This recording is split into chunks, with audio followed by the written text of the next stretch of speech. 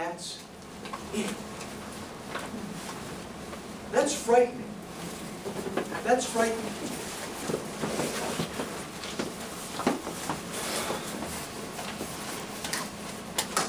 I lost my train of thought, so I'm going to stop. Every time I think about that, I stop in my tracks. It is worse than that. We have a shot this year to try to set it straight. Republican, Democrat, or an independent, we have a shot this year to try to set that straight. I don't know if we will. And that should be sufficient motivation to get us all worked up. And I'll close with this thought.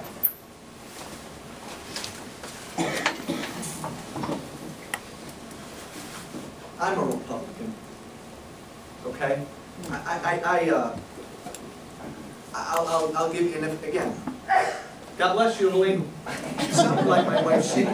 Was it? It was her. It was! How about that? That's amazing. That's your sneeze.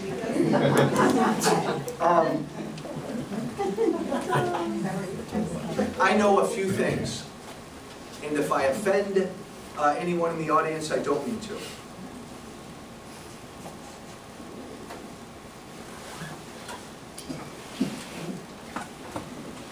This is the greatest country in the world, and we're the greatest country in the world because we've always had the freedom, generally, to live our lives and prosper.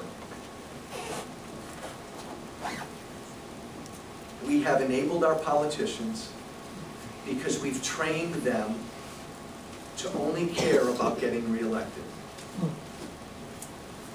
This started before Obama. So what do our politicians do? What have they done year after year after year over the course of the last 40 or 50, 60 years? All they want to do is get reelected. To get reelected, what do? They promise us things. They keep giving us things. They keep promising and giving, promising and giving, promising and giving. We keep rewarding them because generally we keep electing them. And all of a sudden in 2010, they woke up and said, oh my God, we have no money left.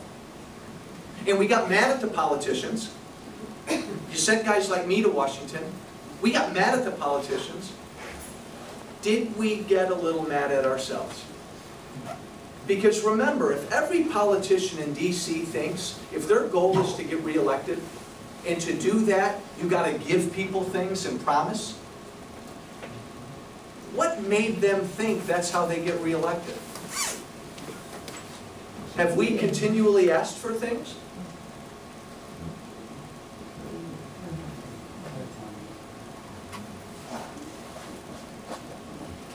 We're at a point now where, and you're going to see a clear difference between Duckworth and Walsh. I mean, Duckworth's going to walk around the next 6 months and, here, help with your student loans here, help with your mortgage here, more health care here, more money for your training here. Like Obama, they're just going to walk around and try to give things.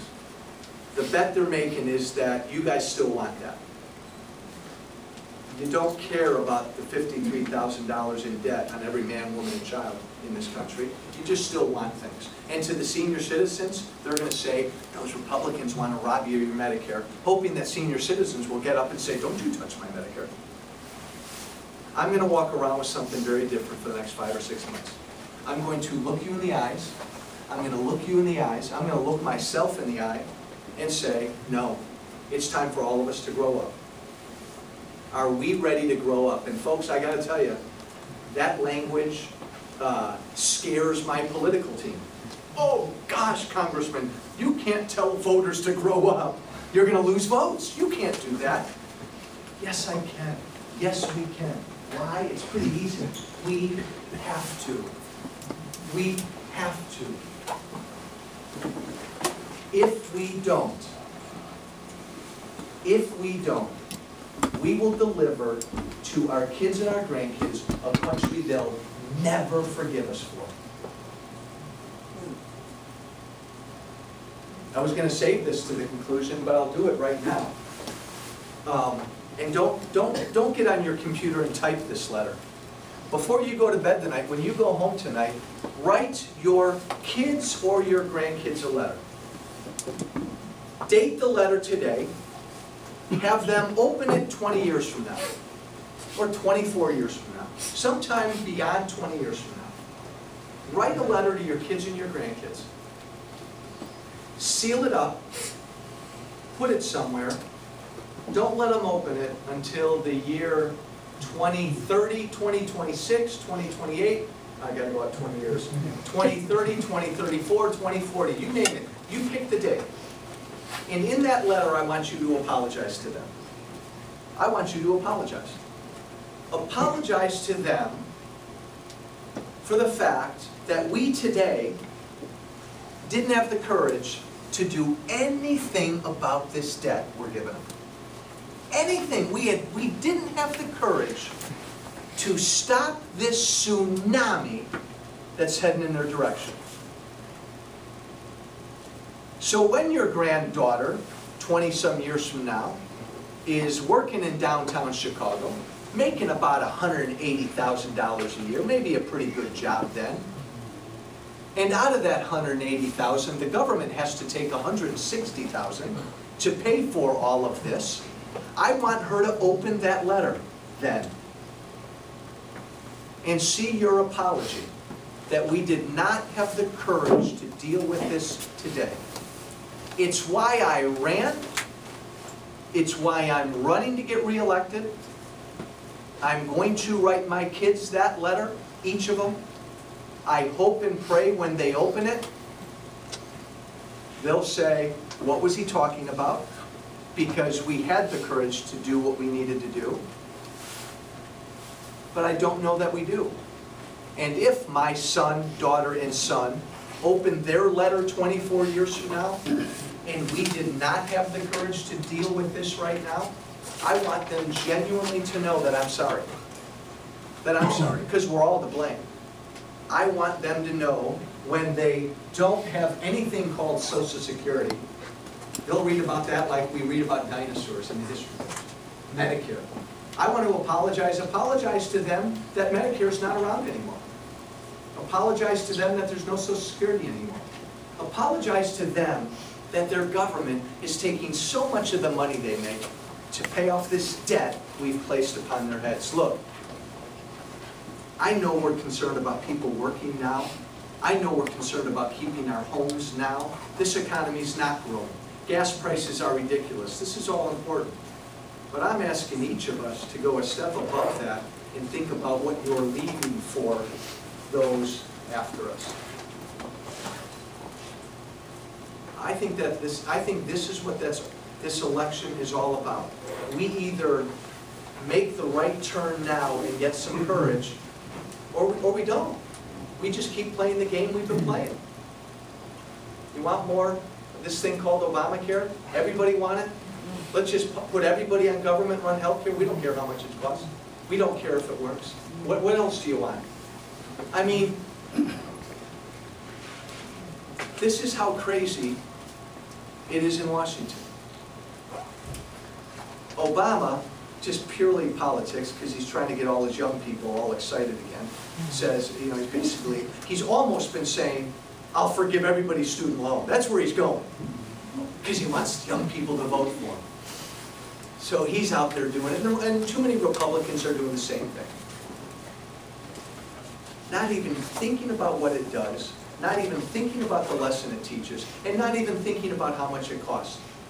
So the House last week passed a bill to keep that student loan rate at 3.4% instead of 6.8%, which it was, except back in 2007, Nancy Pelosi dropped it to 3.4% to, again, get young people to vote for Democrats, and had it expire in 5 years, an election year, so that everybody'd have to make this vote again. Do you realize that all of that excitement that Washington got really wound up about these student loans, doesn't impact one child in college right now? Unbelievable. It's a one-year extension for seniors in high school, only some of them who will get new student loans next year. And do you realize how much this change in the rate is? If we let the rate go from 3.4 to 6.8, that means an extra $7 every month. $7 every month a student will pay back on their student loan. But yet, and by the way, this costs $6 billion. So this is, again, is $6 billion more dollars that we're placing on all of our heads in debt. And by the way, we're placing on the heads of these college students who are going to be taking advantage of this rate, but we don't even think about it. Because our politicians are so afraid to look anybody in the eyes and say, can't do that anymore. It's not right, but we can't do it anymore. We can't. But no, they want votes. And if they want to win, they have to promise you something. So 2 weeks ago it was students. Oh, God, I'll promise you that low rate. Will you vote for me? That's not right. That's just not right.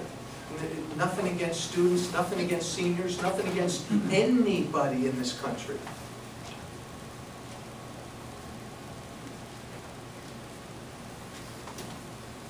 I'm going to ask people to move in a direction where you are free, but you are responsible for your life, most of us. I'm free, give me my freedom, let me keep more of my money, and I'll take more responsibility for my life, and we'll always have government there to take care of those in need.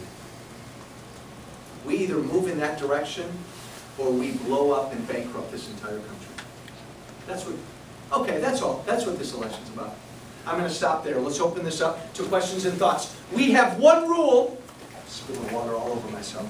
We have one rule at our town halls. One, respect.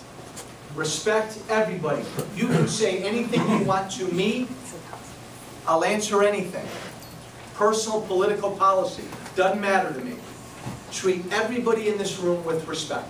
Everybody, every opinion with respect. We don't just invite Republicans here. Oh my God, you know what? Nothing personal, Republicans. That would be a really boring town hall. That would be really boring. Start us off, my friend. Yes, sir. My question is, why is there so little cooperation in Washington? You talk about respect. I see it in your own party. I think with cooperation, we might be on the right road. Everybody's got all these opinions, okay? You sell every one of you sell your opinions. But when it comes down to it, you can't cooperate. Please explain it to me, and all of us. Yeah, let me give you two quick thoughts, and then you can follow up if you'd like. I'm not going to run away from this. It's taken us a long time to get into this mess, to the point where we're flat broke. We have a government that's too big, and we're not working. It's taken us a long time. So it's going to take some time to get us out of this mess. I am glad we're fighting. It's long overdue. Amen. For too long, we haven't fought. And we and our politicians have let it get this way. Look, we're big boys and girls. I don't mind the fight. This is a country worth fighting for. These are ideas worth fighting for. Eventually, you're right. To get anything done, eventually we come together. I'm with you wholeheartedly. But you know what? We all need to toughen up a little bit. We just look, Obama gets elected in 2008. The Democrats control Washington. So forget about Republicans, they don't count. The Democrats control Washington. They went off and did stuff, and that's fair. Elections, you won, elections have consequences. So we got Obamacare. We got the stimulus. They tried to get cap and trade. We got this huge, huge debt, and 3 years later we're dying. 2 years later, the country says, wait a minute. This is kind of crazy what our government's doing. And you sent guys like, you sent the Republicans to the House to control the House. And I can speak for myself and a lot of Republicans in that we went there. There were a number of things that we wanted to do, but we don't control the city. So I considered it my job, our job, to at least sort of stop the president.